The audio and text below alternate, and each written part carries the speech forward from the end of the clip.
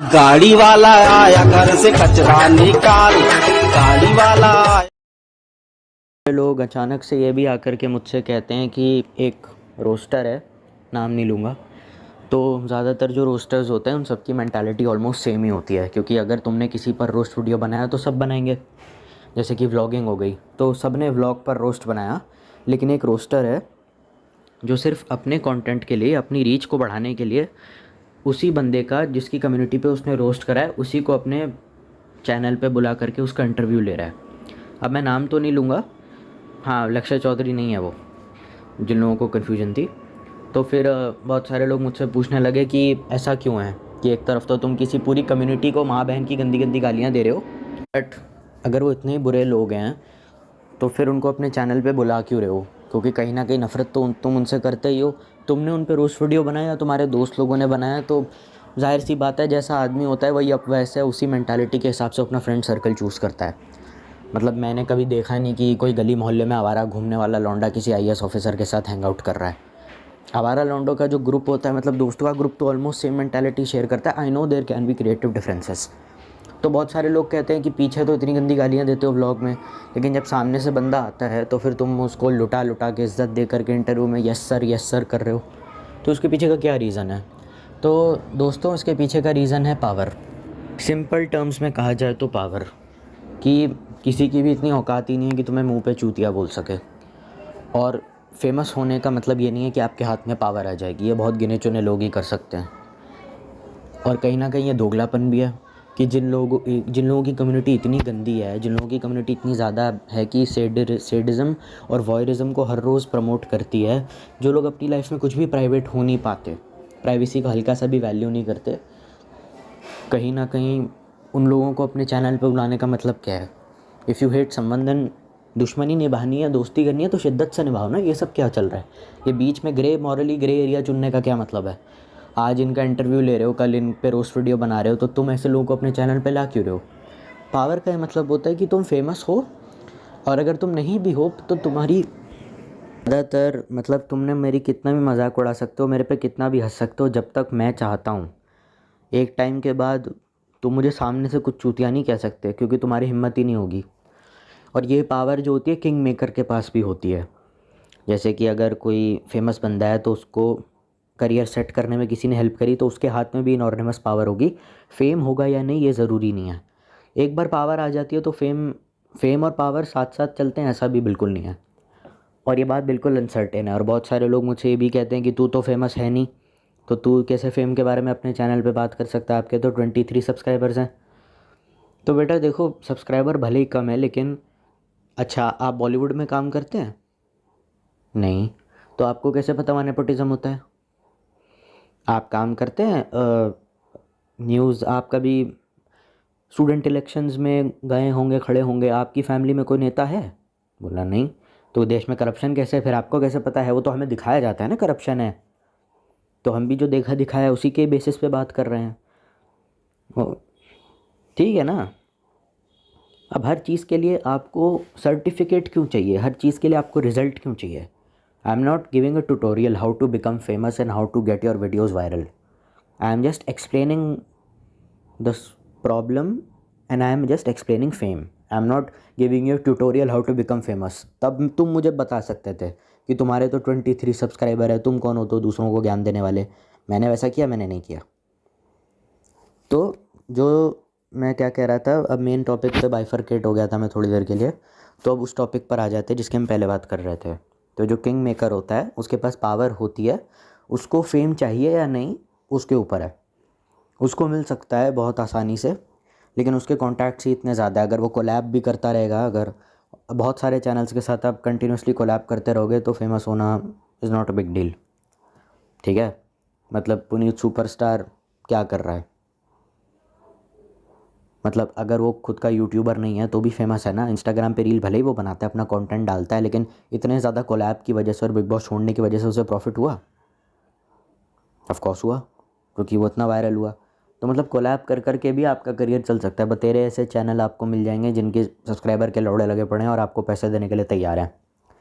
हाँ, ये एक बात मुझे पॉडकास्ट चैनल की गलत भी लगती है क्योंकि एज अ पॉडकास्टर मुझे उनके लिए बुरा पता है क्यों लगता है, और बहुत सारे लोग कहते हैं तुम डिफेंसिव क्यों हो उनके लिए। एक तरफ तो मैं एक सीरीज़ लाने की बात कर रहा था जिसमें हम इंटरव्यूअर्स को रोस्ट करते हैं, और दूसरी तरफ आप पॉडकास्ट चैनल का समर्थन कर रहे हैं।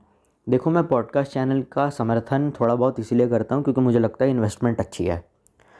Just own a channel, be a founding father of the channel, don't be a part of it. कैमरे के पीछे भी मत दिखो, आगे भी मत दिखो, थोड़ा बहुत काम वगैरह देख लो, साइड बिजनेस की तरह रखो उसे। मेन दुकान तुम्हारी जो है वो है, क्योंकि उसमें दिक्कत क्या है कि कंटेंट की इतनी कमी होगी नहीं। राइटिंग की तुम्हारी अच्छी खासी टीम हो जाएगी, या फिर तुम खुद ही कह देना भैया सवाल अच्छे से बना दो और पूछना है जो पूछ लो, और एक बंदे को बिठा दो वहाँ पे जो लॉयल हो और वफादार हो। मैं जानता हूँ आज की डेट में वो बंदा ढूंढना भी ऑलमोस्ट इम्पॉसिबल है, पर कैसे ना कैसे लोग अरेंज कर लेते हैं।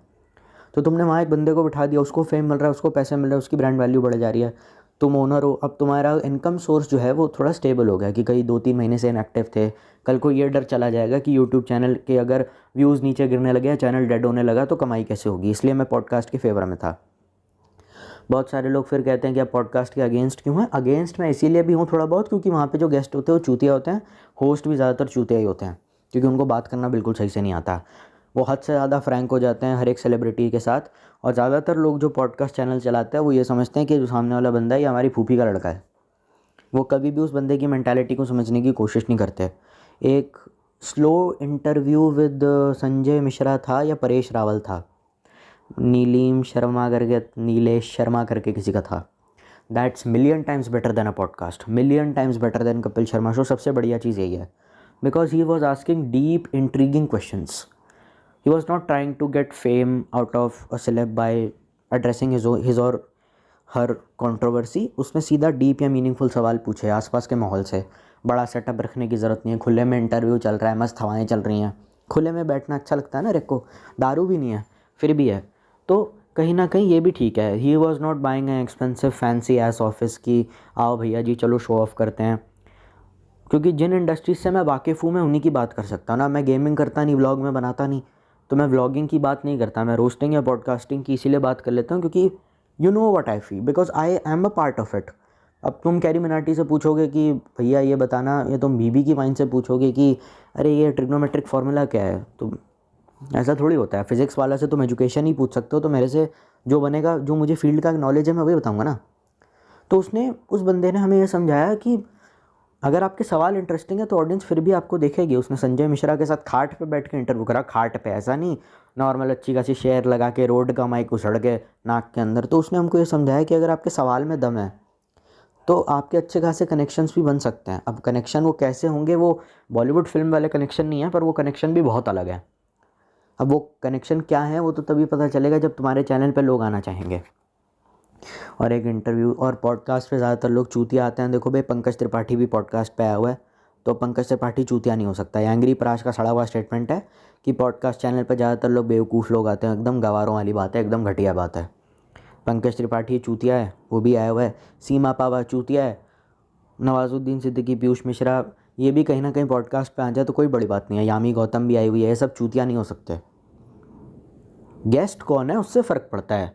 और सबसे गलत बात या सबसे मजबूर आदमी जो पॉडकास्ट खोल रहा है उसकी सबसे बड़ी मजबूरी भी कहीं ना कहीं यही होती है कि नया नवेला चैनल है तो किसी को बुलाओगे तो हेफ्टी अमाउंट चार्ज करेगा किसी फेमस बंदे को। और वो गलत भी नहीं है, क्योंकि जाहिर सी बात है, because maintaining a luxury you need money. ऐसा तो हो नहीं सकता ना कि 10 करोड़ का 8 करोड़ का फ्लैट ले लिया और महीने का 100-200 रुपये कमा रहे हैं, तो पैसे लेना तो बनता ही है कहीं ना कहीं। हालांकि वो जो पैसे ज़्यादा ले रहा है वो अपने इतने खर्चे पाल के क्यों बैठा है उसको ये समझ में भी नहीं आ रहा है। I have seen many YouTubers, seen मतलब ऐसा नहीं कि जानता हूँ, मतलब आई नो मैनी यूट्यूबर्स जो शायद महीने का 70-80 हज़ार रुपये कमाते हैं, या शायद 12-13 लाख भी कमाते हैं, but they still live in the house that they were born. मतलब पेरेंट्स के साथ ही रहते हैं ना। उन्होंने अपना घर चेंज करा, ना उन्होंने अपने कपड़े चेंज करे, तो दे नो इट। और सबसे बुरी बात उन लोगों के लिए मुझे ये लगती है जो फेम चाहते हैं, किसी दूसरे के फेम से अगर फेम एक्सट्रैक्ट करना होता है, बेसिकली एक पॉडकास्ट। पंकज त्रिपाठी फेमस है, उसका इंटरव्यू मैंने लिया तो मेरे चैनल की भी रीच बढ़ेगी, तो उसके फेम से मैं अपना फेम भी बढ़वाने की कोशिश कर रहा हूँ, या अपना फेम या अपनी आइडेंटिटी क्रिएट करने की कोशिश कर रहा हूँ। और जिस दिन वो क्रिएट होगी फिर मुझे गेस्ट ढूंढने में तकलीफ़ नहीं होगी, मुझे चक्कर नहीं काटने पड़ेंगे, मुझे फ़ोन नहीं लगाना पड़ेगा भैया आ जाओ चलो कोलैब कर लेते हैं, ये सारे भांग घोषाड़े मुझे करने नहीं पड़ेंगे। दूसरा जो है, जो मुझे चीज़ काफ़ी ज़्यादा अनॉय करती है, उन लोगों के लिए बुरा क्यों लगता है उसके पीछे का रीज़न भी आज आप मुझसे सुन लो। क्योंकि किसी नए नवेले चैनल तुम खोलोगे और किसी फेमस बंदे को बुलाओगे, he will charge a very hefty amount. लेकिन एक बार आपकी दुकान बैठ गई और आपके अच्छे खासे सब्सक्राइबर हो गए, भले ही आप अपने पॉडकास्ट में निहायत ही चूतिया मादरचोद बहन के लोड़ जाहिल लोगों को भी बुलाओगे तो भी आपको काफ़ी कम पैसे देने पड़ेंगे। बिकॉज यूट्यूब से तो इतनी कमाई हो ही नहीं पाती। मतलब यूट्यूब से इतनी कमाई होगी कैसे कि तुम किसी सेलिब्रिटी को बुला पाओ। मतलब जो सेलिब्रिटी एक शादी में नाचने का 4 करोड़ ले लेता है, 3 करोड़ ले लेता है, तुम उसको 1 घंटा बात करोगे अपने चैनल पर तो तुम समझ ही जाओ कि अमाउंट का कितना दिक्कत है। क्योंकि कहीं ना गिव एंड टेक है। तो पॉडकास्ट में मैंने सुना है ऐसा कि शायद वो पैसे ऑलमोस्ट ना के बराबर ही चार्ज करते हैं। बिकॉज हर कोई कपिल शर्मा शो जा नहीं सकता, हर एक के पास डेट नहीं है। तो इंटरव्यू के लिए सबसे बढ़िया यही है। और पॉडकास्ट में ये क्या, प्राइवेसी बहुत अच्छी मिलती है। बंद कमरे में हैं, चलो 40-50 लोग हैं भी, लेकिन बंद कमरे में हैं, मतलब अपने ही लोग हैं सब, समझ रहे हो ना। मैं हूँ और मेरा क्रू है, तो मिनिमम 50 लोग हैं। अब ये प्राइवेसी कैसी है, वो 50 लोग क्रू के हैं तो वो अपने काम में बिजी हैं। कोई कैमरा देख रहा है, कोई एडिटिंग देख रहा है, कोई कुछ देख रहा है। वहाँ आप जाओगे तो बीच में ऑडियंस भी है, इतना बड़ा हॉल है, लोग चिल्लाए जा रहे हैं। अब ऐसे में बंदा नर्वस हो जाता है। आप प्राइवेटली किसी से बात करो, पब्लिकली ज़मीन आसमान का फ़र्क होता है। तो इसीलिए पॉडकास्ट करना कहीं ना कहीं सेलिब्रिटीज़ की भी मजबूरी है। क्योंकि because they don't have time. वो अलग बात है कि अगर आप इंटरव्यू जैसी चीज़ को प्रायोरिटी नहीं देते अपनी लिस्ट में, than it's a fine thing. Honey Singh के लिए ज़रूरी पॉडकास्ट में आना इसीलिए था क्योंकि उसके बारे में मिसकंसेप्शंस बहुत थे कि 2 साल तुम कहाँ थे, अचानक से तुम गायब हो गए, फिर तुमको ये हो गया, बाइपोलर हो गया, ये हो गया, वो हो गया। But I have seen many podcasters who simply misuse their fame and connections. Shehnaaz Gill है, वो क्या सड़े हुए सवाल पूछती है। She is literally wasting time of every podcaster, every guest who comes in her show. She is sweet, she is innocent, okay, कोई दिक्कत नहीं है। लेकिन जब आप किसी फेमस बंदे को बुलाते हैं तो ऑडियंस की भी एक्सपेक्टेशंस हैं, भले ही फिल्मों से हो या फिर उस सेलिब्रिटी से एसोसिएटेड कोई भी चीज़। उसकी फ़िल्म हो सकती है, उसका इंटरव्यू हो सकता है। हर एक चीज़ के अंदर एक थोड़ा क्रिएटिव डेप्थ होना बहुत ज़रूरी है। फिल्मों के अंदर तो है ही, जब से ये SSR की डेथ हुई और जब से ये OTT आया तब से वेरी इंपॉर्टेंट हो गया है। मतलब मैंने कभी सपने में भी नहीं सोच सकता था कि YRF की कोई पिक्चर फ्लॉप हो सकती है। पृथ्वीराज से हमें कितनी एक्सपेक्टेशंस थी, पर वो फ्लॉप हो गई ना। तो मेरा यही कहने का मतलब है। तो अगर आप किसी फेमस बंदे को बुला रहे हो ना, तो वो सवाल उससे मत पूछो जो ऑलरेडी गूगल पे हमको सर्च करके मिल जाएंगे कि आपका घर कहाँ पर है, वाइट कलर का है बंगला, कहाँ से बनाया, कैसे बनाया। रहे तो गूगल पे मिल जाएगा। ये क्यों पूछ रहा है उससे, कुछ अच्छा पूछ, क्यों अपना और उसका टाइम वेस्ट करता है। लेकिन लोगों को ये बात समझ में आती नहीं है। इसलिए बड़े से बड़े इंटरव्यूअर आप इस देश के देख लोगे ना, ज़्यादातर वो गवार ही होते हैं। उनके पास कोई ढंग का थॉट भी नहीं है, ना कोई ढंग का कुछ है, ना बात करना उनको सही से आता है, ना कुछ आता है। और इसके ऊपर हमने एक बात भी करी थी, शायद वो चैनल प्रमोशन करके मैंने एक वीडियो बनाया था, शायद उसमें हमने इसके बारे में बहुत डिटेल में बात करी थी। तो जो लोग ये बकवास करते हैं उनके पास खुद ही कुछ नहीं है अपनी लाइफ में करने के लिए, तो मैं क्या करूं। सड़े से लैपटॉप पे बैठ कर के 4 एनिमेशन की वीडियो बनाने वालों को अब क्या ही पता बाहर की दुनिया में क्या चल रहा है। वो तो बस यही करते रहेंगे सारी ज़िंदगी अपना, तो उनके मुँह लगने की भी कोई ज़रूरत नहीं है। ओके, और फिर वो जिस बंदे का इंटरव्यू ले रहा है, जैसे व्लॉगर का इंटरव्यू लिया, जब व्लॉगिंग पे रोस्टर ने व्लॉगर पे रोस्ट बनाया व्लॉगिंग इंडस्ट्री पे, फिर उसी व्लॉगर का इंटरव्यू ले रहा है, तो वहाँ पे सर कर रहा है। तो ये फेम और पावर दोनों के होने पे होता है। फेमस होने के बाद भी कहीं ना कहीं हो सकता है फेम और पावर में क्या फ़र्क है वो मैं समझ रहा हूँ, अभी तो पूरी तरीके से एक्सप्लेन नहीं कर सकता। मतलब कोई तुमसे उल्टे ही मुँह बात नहीं कर सकता, तुम चाहे जितने भी हो। और ज़्यादातर यूट्यूबर्स यही करते हैं, खुद का कोई सड़ा सा खोल लिया वह जो सम्राट शो करके वहीं पे अपने फालतू सवाल पूछा जा रहा है सारे के सारे। मैं सम्राट भाई की बात नहीं कर रहा, मैं यहाँ पे दूसरा है कोई, मैंने देखा था, अंडररेटेड है।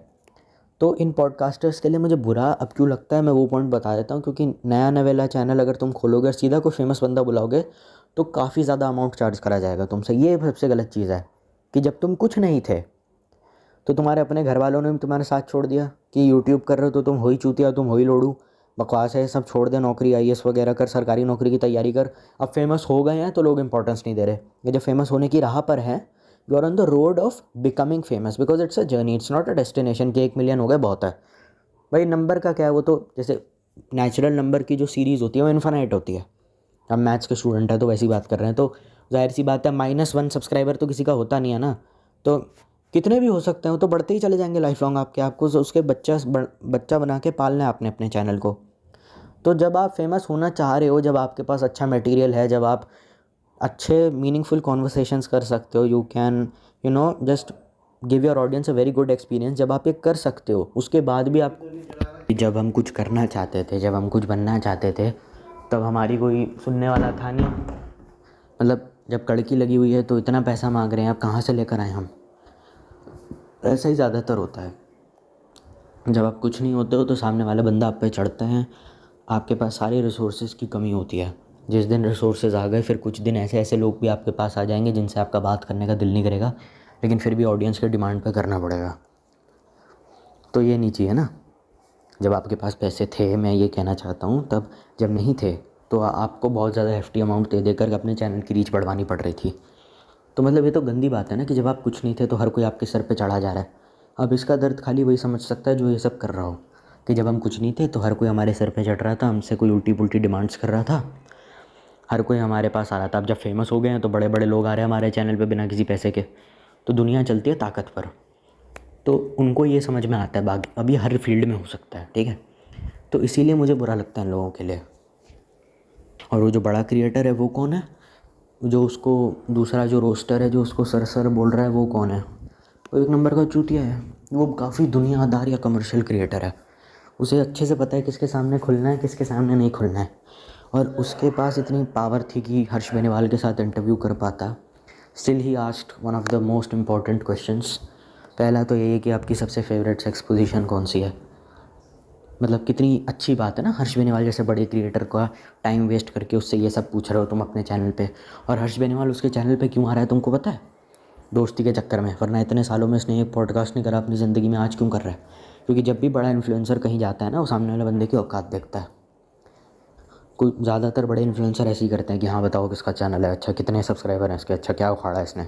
जब कोलैब करोगे फ्यूचर में, या जब आगे जा कर के फेमस बनने की राह पे चलोगे, तो तुम्हारी औकात पहले देखी जाएगी कि तूने क्या उखाड़ा है। तू पॉडकास्टर है, तू व्लॉगर है, तू गेमर है, तू रोस्टर है, कुछ भी हो सकता है, ठीक है। और जितनी आपकी हैसियत होगी उसी हिसाब से आपके साथ कोलैब होंगे। कोई मना आपको करेगा नहीं। अब हर कोई तो थगेश होता नहीं है कि भाई तू अब बात नहीं कर रहा 4 दिन से, ठीक है ना तू, जैसे उसने मिथपैट को बोला था। तो ये होता है क्योंकि पॉडकास्ट की बात नहीं है ना, इट्स अबाउट कोलैब। मैं कोलैब समझा रहा हूँ यहाँ पे। अब कोलैब तो कोई भी कर सकता है। तो उसने अपनी पावर और अपने कनेक्शंस का कितना गंदा इस्तेमाल करा, उससे साफ साफ पता चल जाता है कि इंटरव्यू कितना ज़्यादा घटिया है, कि तुमने क्या पूछा उससे। और ज़्यादातर लोग यही कर रहे हैं, और इसी वजह से मेरे को उनसे सख्त नफरत है कि पैसा ही तो सारी दिक्कत है। और दिक्कत पता है क्या है, कि हम मिडिल क्लास फैमिली से ज़्यादातर बिलोंग करते हैं। तो कहीं ना कहीं अपनी ऑडियंस क्या कुछ खुशी चाहना या अपने सपने पूरे करना अपनी यूट्यूब इनकम से, या फिर अपनी जो नॉर्मल जॉब की इनकम है और यूट्यूब साइड बाय साइड करने वाले लोगों के लिए अपने आप में एक सपना ही बन के रह गया है। तो इन सब चक्करों में बिल्कुल मत पड़ना है कि कोई तुमसे अगर सपोज़ आ भी रहा है तो ज़्यादा पैसे चार्ज कर रहे तो गलत है क्या। देखो भाई, उसके मजबूरियां हैं, वो चार्ज कर रहा है, लेकिन ये मत समझ लेना कि वो अच्छा इंसान है। कैमरा पे बात रिकॉर्ड हो रही है, उसको भी अच्छे से पता है कि यूट्यूब पर टेलीकास्ट होने वाली है। He have to act if he is a biggest idiot on earth, in spite of that he will have to act. तो ये ऑप्शन भी नहीं बचता कि जस्ट बिकॉज कोई अच्छा आदमी है तो हम्बल हो गई। और सच में एक कॉन्वर्सेशन अच्छी खासी जब होती है ना, तो पता भी नहीं चलता, वक्त का हिसाब भी नहीं रहता। और इसीलिए लोग कैरी मिनाटी को, अब रोस्टिंग की बात करिए तो उसकी बात करनी पड़ेगी, रिस्पेक्ट इसीलिए देते हैं कि उसके सामने कोई भी आ जाए वीडियो में तो उसका एक एटीट्यूड रहता है, यह तो सबको समझ में आता है, उसकी जॉब है। और उसने स्पेसिफाई भी कर दिया कहीं ना कहीं कि देखो, मैं किसी को कोई स्पेशल ट्रीटमेंट नहीं मिलेगा। If you are my friend and you are doing something wrong, I will roast you thus in the same way I will roast a cringe TikToker और लाइक ऑल द अदर्स। तो उसने specify कर दिया। और उसके सामने कोई भी आता है ना तो झुकता नहीं है। जैसे हम कैसे पागल हो जाते हैं किसी बड़े सेलिब्रिटी को देख करके, शाहरुख खान वो, उसके सामने कोई भी आएगा उसका एटीट्यूड एकदम स्टिल रहता है, उसे कोई फ़र्क नहीं पड़ता सामने कौन है। उसके सामने तुम किसी नॉर्मल बंदे को रख दो, ऑफकोर्स बच्चों के साथ तो ऑफकोर्स थोड़ा सॉफ्ट कॉर्नर हर कोई रखता है। उसका एक बच्चे हैं यार, उनके साथ तो जितना इनोसेंस के साथ पेश आओगे उतना बेटर है। अगर कोई चाइल्ड आर्टिस्ट है then of course we have to just act in certain way, क्योंकि लेकिन उसके सामने कोई बड़ा सेलिब्रिटी आ जाए, कोई छोटा यूट्यूबर आ जाए, उससे बड़ा आ जाए, उससे छोटा आ जाए, कोई बॉलीवुड का सेलिब्रिटी भी क्यों ना आ जाए, उसका एटीट्यूड हर जगह सेम रहता है। उसके अंदर एक ठहराव है। और यही बात मुझे उसकी पता नहीं क्यों अच्छी लगती है। वो कभी झुकता नहीं किसी के आगे, तुम चाहे कोई भी हो। तुम्हारी पूरी कम्युनिटी पे रोस्ट वीडियो बनाए, गांड भले ही मारी है। I know that you are emotionally hurt, but still मेरे अंदर इतना गूदा है कि मैं फ़ेस टू फेस तुमसे बात कर सकता हूँ, तुम भले ही नाराज़ हो, आई डोंट केयर। लेकिन मेरा एटीट्यूड ऐसा है कि समझ रहे हो ना मैं तुमसे डरता हूँ, ना मैं हारता हूँ तुमसे, ना मेरी कोई फटती है सच। मैं ऐसा नहीं हूँ कि जस्ट बिकॉज मेरे सामने कोई बड़ा बंदा आ गया जो बहुत ज़्यादा फेमस है, जिसकी पूरी कम्युनिटी से मुझे नफरत है, तो मैं भीगी बिल्ली नहीं बनूँगा। मैं हूँ जो हूँ, मैं जो हूँ वही हूँ मैं, एक्सेप्ट मी और फक ऑफ। और ये एटीट्यूड ज़्यादातर फेमस लोग रखते हैं, और ये एटीट्यूड सही है, हो सकता है सही हो सकता है ना भी हो, क्योंकि जाहिर सी बात है सामने वाले बंदे की फीलिंग्स तो हर्ट ही होंगी ना जब आप उन पर रोस्ट बनाओगे। अब मजाक में जितना मर्ज़ी बना लो, कोई दिक्कत नहीं, पर जिस पे बीतती है वही जानता है। मैं तुम्हें गालियाँ देने लग जाऊँ, तुम मेरा दोस्त है, अब मैं तेरे पे रोस्ट वीडियो बनाता फिर तेरे को बुरा नहीं लगेगा, तो ये बात है। उसका एटीट्यूड नहीं बदला। और ये ऋषभ भिदूरी इसका नाम मेरे से बोला नहीं जाता, और यही बात थी, यही होता है असली फेम, यही होता है असली आर्टिस्ट। एक ऐसा एटीट्यूड बना दो जिससे सबसे मिल सको, और इस वजह से अब उसकी मेंटालिटी ऐसी है कि मतलब मेरी तो नहीं है, मतलब मेरे बहुत सारे, मतलब उसकी मेंटालिटी ऐसी है कि उसके सामने छोटा यूट्यूबर रख दो, कोई गली में नुक्कड़ का आदमी रख दो, या उसके सामने कोई धन्ना सेठ रख दो, कि बहुत बड़ा बिजनेसमैन रख दो, कोई भी रख दो, वो सबसे बात कर सकता है, सबसे वो बात कर सकता है, बदतमीज़ी वो कहीं नहीं करेगा। इंस्पाइट की उसके वीडियोज़ में जो उसकी पर्सनालिटी है, देखा जाए बिल्कुल कॉन्ट्रास्ट है, क्योंकि गालियाँ देता है, लोग कहते हैं बदतमीज़ है, लेकिन पर्सनली जब मिलोगे तो बहुत अजीब होगा। तो ये बात है।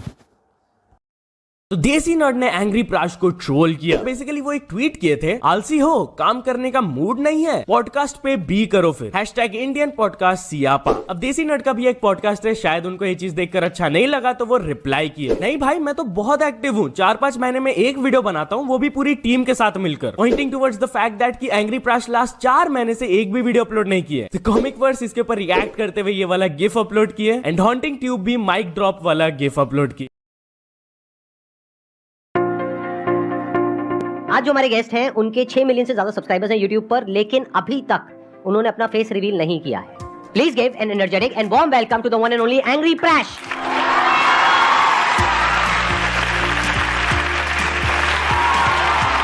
क्या हाल चाल?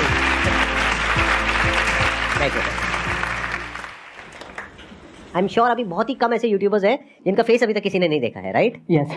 आप उनमें से एक हो? या आप अंदर हो? मैं यहाँ पे हूँ, यही मेरे को विश्वास नहीं हो रहा है। अभी कब से आप कर रहे हो ये यूट्यूब का? तो मैंने शुरू किया था 2016 में यूट्यूब करना, एंड 2017 में आई स्टार्टेड एंग्री प्रैश। और आपका नाम जो रियल में है that is Prashant, if I am not wrong, right? yes. तो वहीं से ही प्रैश आया? यस। और इस हेलमेट की क्या कहानी है? ये हेलमेट मतलब ये कहाँ से मिला आपको? तो ऐसा था कि when I was about to reach 1 million subscribers, सबसे पहले तो मुझे सर आपके साथ बैठ के इतना नर्वस लग रहा है। अरे चिल हाथ मिलाओ, हाथ।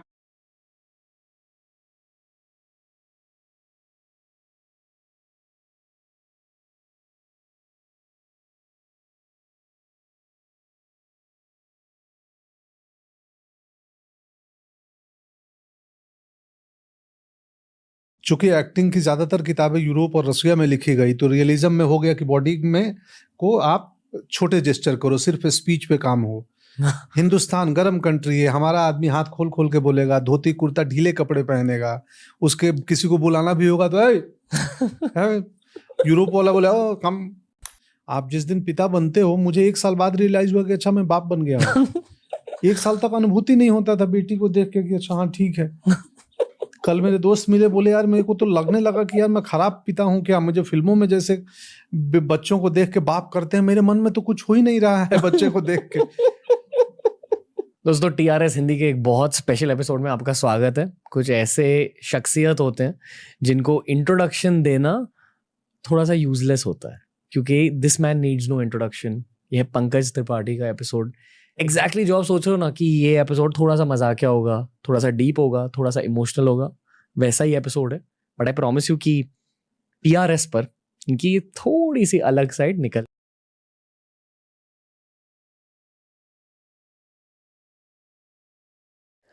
ठीक है भाई, तो फिर इतना ही कुछ था मेरे पास बोलने के लिए, अब ज़्यादा कुछ है नहीं, मटेरियल मेरे पास अब ज़्यादा बचा है नहीं इस टॉपिक पे बोलने के लिए।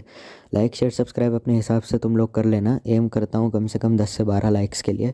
इस वीडियो का मैं एक और सेकंड पार्ट लेकर आऊँगा, अगर मुझे इस चीज़ों के ऊपर या किसी भी चीज़ के ऊपर और इन्फो मिलेगी।